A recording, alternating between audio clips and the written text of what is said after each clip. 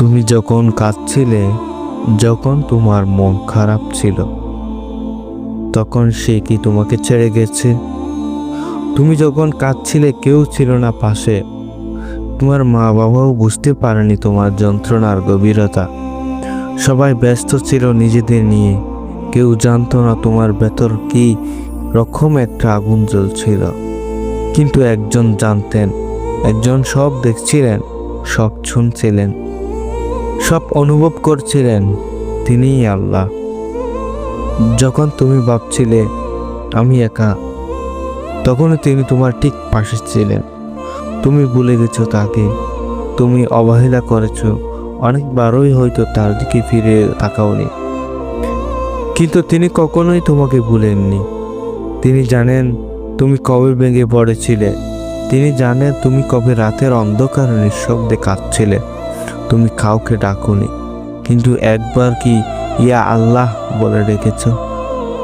তোমার জন্য কেউ কাঁদছে জানো, এক মহামানব, যিনি তোমার মুখ দেখেননি তবুও তোমাকে ভালোবেসেছেন। তিনি হলেন মুহাম্মদ সাল্লাল্লাহু আলাইহি ওয়াসাল্লাম।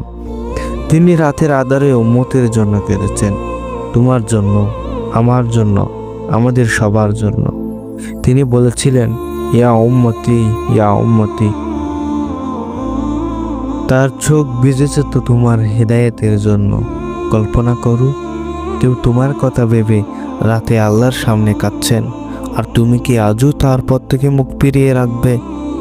জীবনটা খুব বেশি লম্বা না, খুব অল্প সময়ের জন্য তুমি বেঁচে থাকবে। একদিন হঠাৎ করে ডাক আসবে, কেউ জানে না সেই দিনটা কবে। যখন তুমি কবরে যাবে, তখন কেউ তোমার পাশে থাকবে না, না বাবা, না মা, না বন্ধু বান্ধব, শুধু তিনিই থাকবেন যিনি কখনো তোমাকে বলেননি। তাই ফিরে এসো, এখনোই ফিরে এসো আল্লাহর কাছে। তার দরজায় এখনো খোলা হচ্ছে।